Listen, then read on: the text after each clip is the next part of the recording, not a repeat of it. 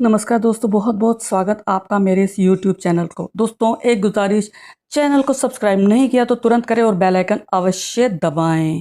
आप पुरानी वीडियोस भी देखें जो आपके लिए उपयोगी हैं, ज्ञानवर्धक हैं।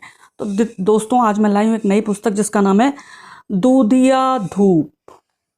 ये एक काव्य है और इसके रचिता है रामेश्वर काम्बोज हिमांशु जी। आप देख सकते हैं रामेश्वर जी किसी परिचय के मोहताज नहीं हैं।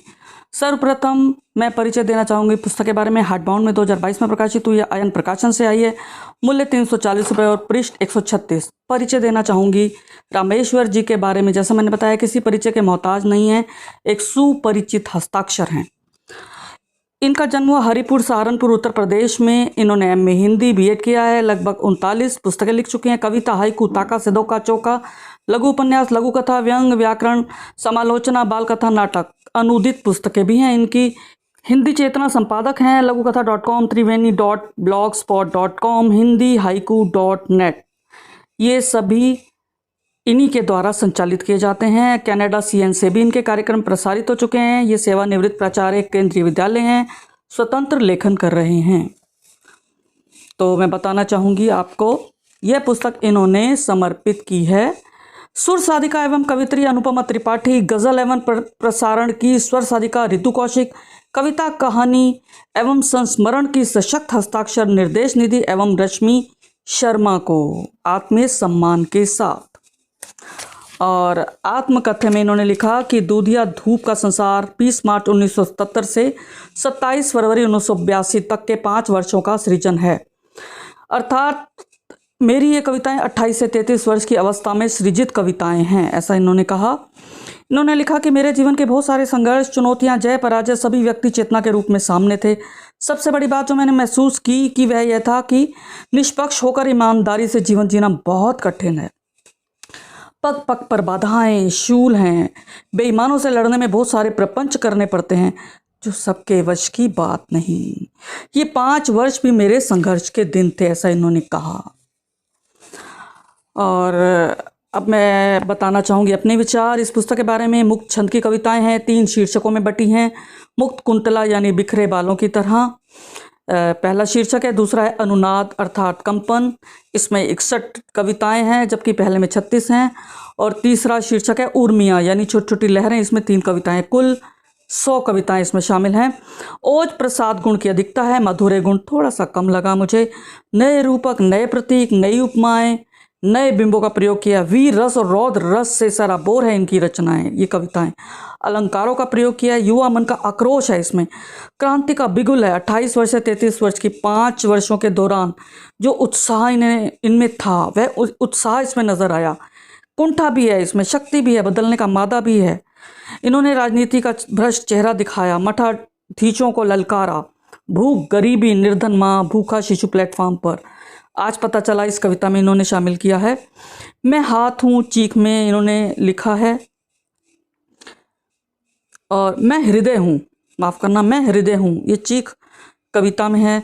आक्रोश, हताशा इसमें कविताओं में नजर आई। भूख सबसे बड़ा सच है तो पेट भरना क्रांति, मुझे ऐसा महसूस हुआ इनकी कविताओं के लिए।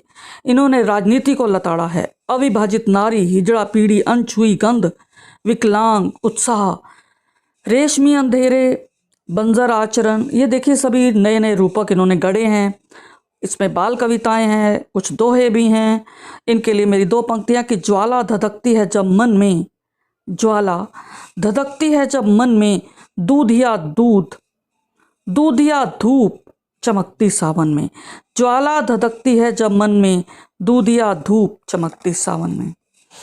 और अब मैं थोड़ी सी इसमें रचना पाठ करना चाहूँगी इनकी कविताओं को लेकर। सर्वप्रथम इन्होंने काला कानून करके लिखी है कविता की। काले कानूनों की नंगी तलवार चलाने वालों, निरी लहू की धारा में छलांग लगाने वालों, मुंह कर सकते बंद चाहे जिसका, पर अंतर मन की चीख कभी दबा नहीं करती है।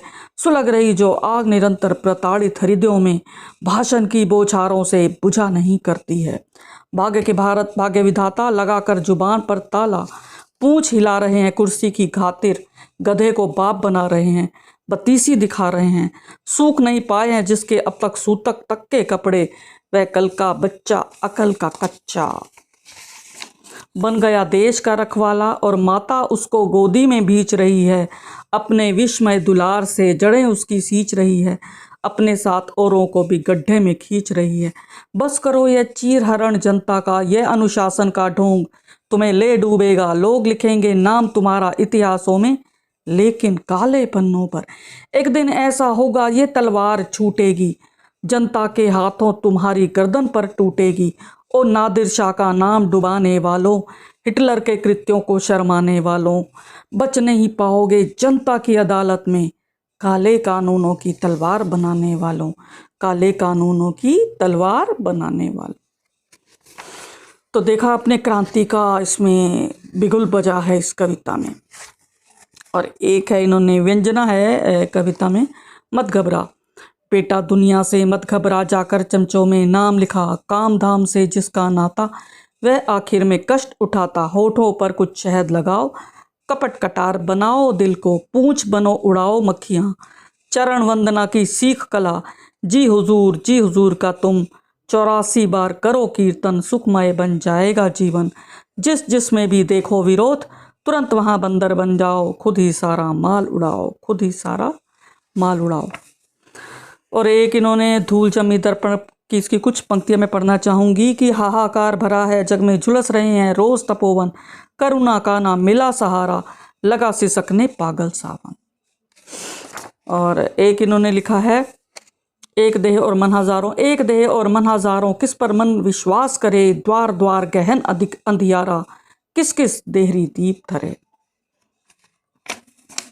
एक भूख का रोग इन्होंने लिखा है कि बहुतों को भार हुआ है भोग, कुछ को लग गया भूख का रोग, बने हैं करोड़ों पेट अलाव, बने हैं करोड़ों पेट अलाव।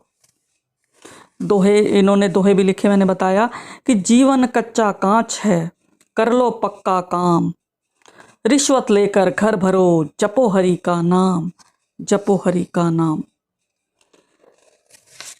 और एक बाल कविता में इन्होंने लिखा है कि आंखें मलकर धीरे धीरे सूरज जब जग जाता है, सिर पर रखकर पांव अंधेरा चुपके से भग जाता है, हौले से मुस्कान बिखेरी बात सुनहरे हो जाते, डाली डाली फुदक फुदक कर सारे पंछी हैं गाते, थाल पर एक मोती लेकर के धरती स्वागत करती है, नटखट किरने वन उपवन में खूब चौकड़ी भरती है, कल कल बहती हुई नदी में सूरज खूब नहाता है, कभी तैरता है लहरों पर, डुबकी कभी लगाता है, डुबकी कभी लगाता है और डुबकी कभी लगाता है।